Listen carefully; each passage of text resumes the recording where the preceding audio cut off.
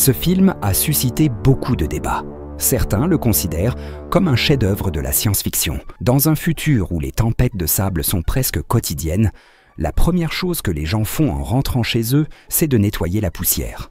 Les assiettes et les casseroles sont à peine utilisables, et la pneumoconiosis fait que la population diminue rapidement. Mais Curry sait que le maïs ne tiendra pas éternellement. Ce jour-là, en emmenant les enfants voir un match, une tempête de sable imprévue frappe à nouveau. Ils mettent rapidement des masques et rentrent chez eux en se dépêchant. C'est alors que leur fille se rend compte que la fenêtre de l'étage est encore ouverte. En courant, ils découvrent que la pièce est déjà envahie par le sable. Un livre tombe de l'étagère et réalise avec étonnement que le sable a formé un motif. Sa fille affirme qu'il s'agit d'un fantôme, car un livre était tombé de l'étagère et avait formé le même motif. Curieuse de percer ce mystère, Curry décide de partir seule pour enquêter, laissant sa fille à la maison. Elle ne sait pas combien de temps elle a marché, mais lorsqu'elle arrive à destination, il fait déjà nuit. Alors qu'elle s'apprête à couper le grillage, elle est assommée par derrière. À son réveil, une femme aux cheveux courts se tient devant elle et l'emmène dans une salle de réunion. Quelle surprise! Elle y retrouve un ancien camarade, Cohen. Curry ne veut pas laisser sa famille derrière elle, alors Cohen lui ment. Terme surnaturel, mais ce n'était vraiment pas mon truc. Il s'avère que cet endroit est une base secrète de l'agence spatiale. Dans un monde où les gens luttent déjà pour se nourrir, d'autres regardent vers les étoiles. Je te donne ma parole. Comment pourraient-ils dépenser de l'argent pour explorer l'espace? Ils doivent donc se cacher pour mener leurs recherches secrètement.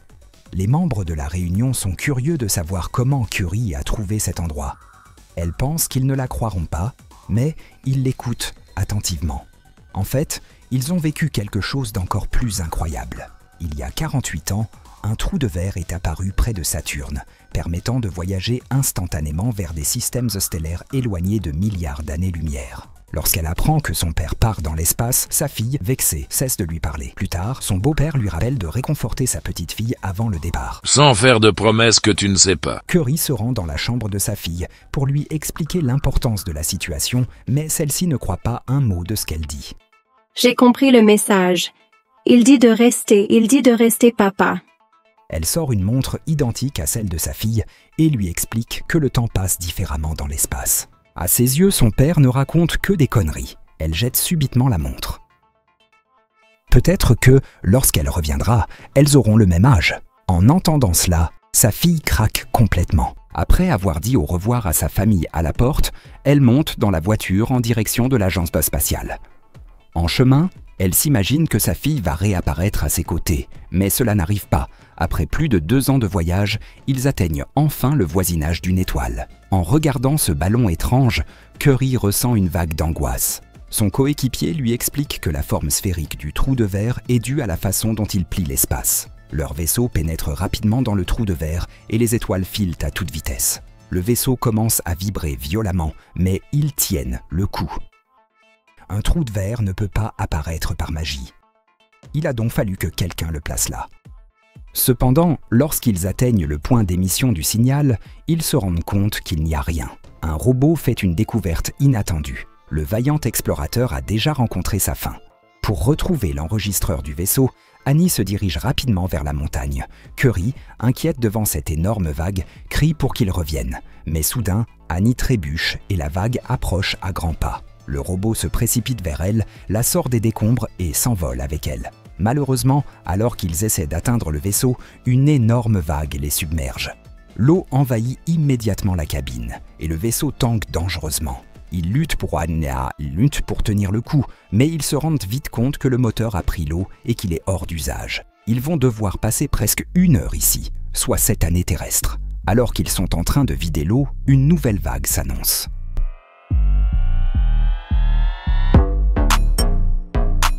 Curry, abasourdie, se rappelle que lorsqu'elle est partie, sa fille n'avait que 10 ans.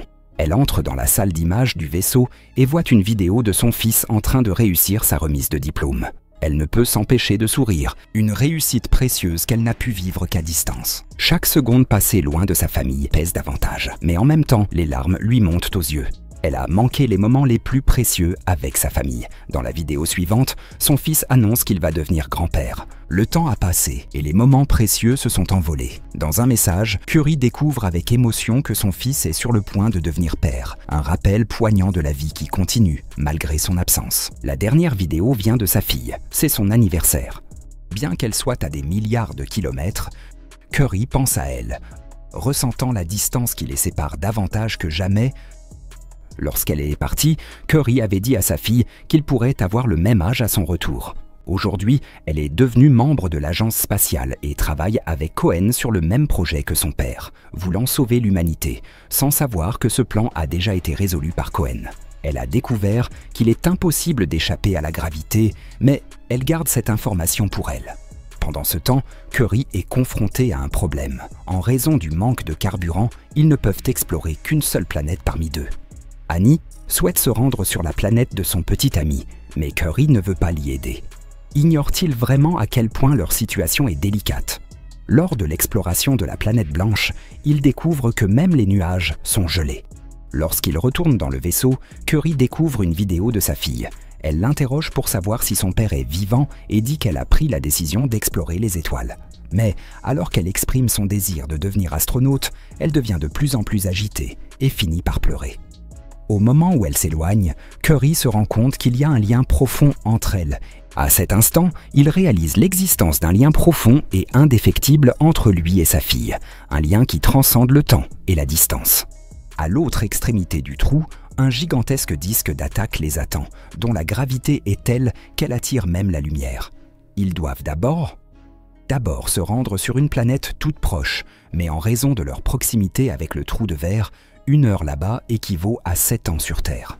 Après une lutte acharnée, ils parviennent enfin à se poser. Pour gagner du temps, ils n'hésitent pas à courir. Mais la gravité ici est 1,3 fois celle de la Terre, ce qui rend chaque pas épuisant. Lorsque Curry se réveille, elle comprend qu'ils n'ont plus beaucoup de temps. Alors qu'elle se prépare à partir, elle voit un astéroïde s'écraser à l'horizon. Elle fait face à un choix déchirant, où elle sauve sa vie ou celle des autres. Elle décide de rester, mais Cohen lui rappelle que tout cela a déjà été prévu. Au cours d'une tempête, ils sont contraints de quitter la planète. Lorsque Curry reprend conscience, elle ne trouve pas Cohen et, à sa grande surprise, découvre une autre personne dans le vaisseau. Ils arrivent au site des premiers explorateurs et réveillent quelqu'un qui dormait depuis un temps infini. En voyant ce visage familier, un membre de l'équipe est submergé par l'émotion, conscient des épreuves endurées pour obtenir le FMVP. Il leur explique que le jour dure 67 heures ici, que la température est glaciale et que l'air est imprégné d'ammoniac, rendant la vie humaine impossible. Mais sous la surface, il y a une couche vide où l'oxygène est présent.